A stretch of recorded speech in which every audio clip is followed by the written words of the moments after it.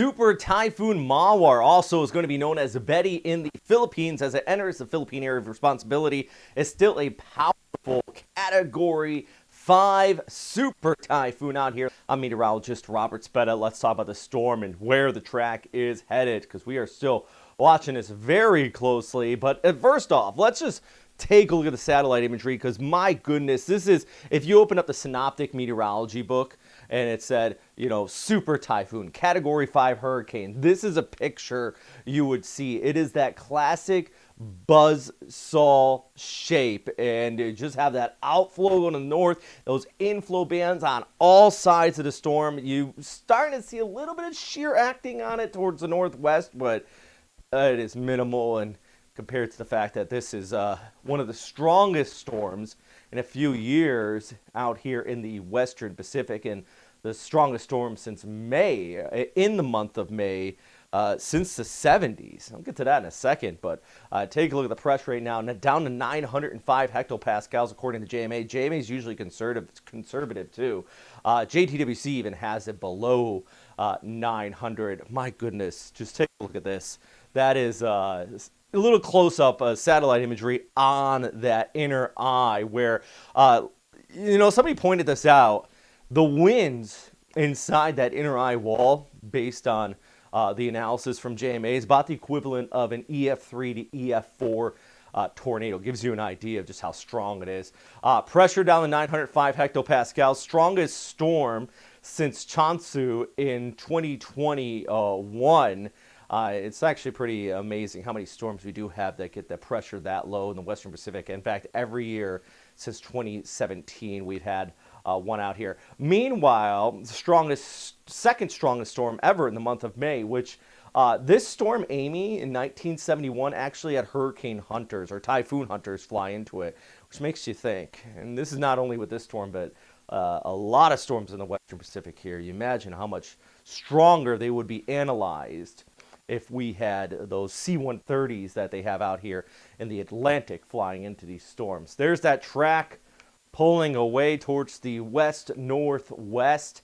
It's going to be just kissing the northeast coast of Luzon and the Batanes Islands before hopefully it does start to make that turn right here towards the north and east. So you follow that track coming along here. Now, keep in mind the cone of air, if this does waver towards the west, definitely going to be increasing winds, but it looks like the consensus is now on pretty much every agency and a lot of the guidance as well of this staying off the northeast coast of Luzon. There will still be impacts, but I want to stress, because I've seen a lot of panic around this storm, and I understand it's a super typhoon and we've all been through these massive storms, but this is not going to be making landfall in Visayas or Mindanao or Manila unless you are in Apari or Santa Ana or even the Cagayan Valley for that matter. You don't really have to be too concerned about this, but there is going to be side effects with it, and that's the big impact for the Philippines. Meanwhile, moving off here towards the west, you see the guidance from the ECMWF and the GFS here. Let's actually scoot this ahead to the longer range from weathernerds.org, by the way, the ensembles. This is going to hook towards the north and make that hard right turn, which, based on what we're seeing right here, this could just cruise right over Okinawa and the southern Japanese islands, or maybe even clip Taiwan as well, heading into the latter part of next week. Now, the good news, anytime we see a storm do that, usually picks up the pace quite considerably, and if it passes just east of Okinawa or the southern Japanese islands, that would put you in the left side of the storm, which would be pretty much not too bad of conditions. But let's go back to the Philippines. Let's talk about those indirect impacts from this as it starts to near, the Batanes Islands and northeast coast of Luzon, because look at the west flow cruising in across the country as we go ahead. And always remember, you can see the time right there, Tuesday, 1 o'clock. So Tuesday through the morning into the afternoon, we get that west flow. All of Region 1. I think the Abra River is going to be just absolutely surging with the amount of moisture that's going to be coming through, all the way down through, Candon, La Union, into Pangasinan, west coast of Mindoro, down towards Palawan. You're going to continue to see that inflow. And yeah, I do think places like Cavite Province, even into Manila, you're going to be seeing those passing showers too. Just another look. I like this graphic. We can get a little bit of a closer look here on our storm system. Here it comes. Look at that inflow coming in from the west. The mountains out here in Region 1 really do stop a lot of it from getting into the Cagayan Valley. But depends if you're in the northern Cagayan River.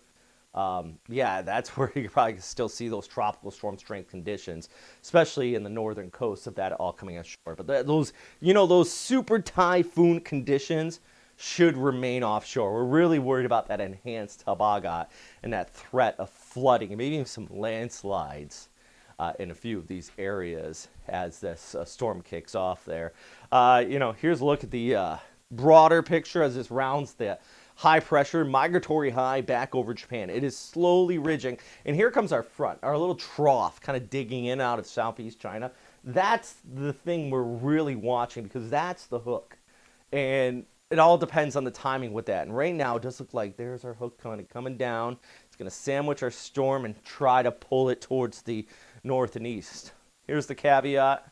Said at the beginning, I'll say it again. Still a few days to watch this. And even a small change in the timing of everything could mean this could come on shore in Luzon, or it could even push towards Taiwan, or maybe move straight up into the East China Sea, bringing rougher conditions for Okinawa and the southern Japanese islands. One thing's for sure, the waves. My goodness, waves coming out of this storm. Far away from the center. If you're a surfer, some long period big old swells for sure in the forecast.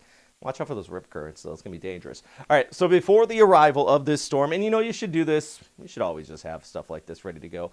Prepare to evacuate if need be. Check and prepare your emergency kit. Know your information from those official sources. I can't stress that enough. I'm not an official source, granted. I do appreciate you guys supporting this channel, which, by the way, if you are still watching this, obviously you find it useful, hit that like and subscribe button. We're trying to get up to 100,000 subscribers. We just hit 50. It only took us, 14 years to do it? Maybe it won't take as long for the second half.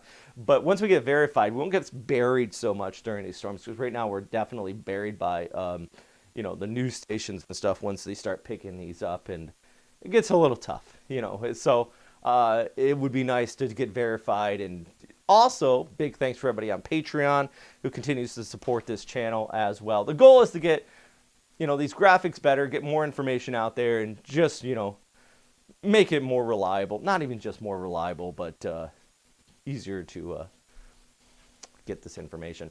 Hey, here's the deal for Saturday. As this storm starts to approach, I do also want to stress the Luzon.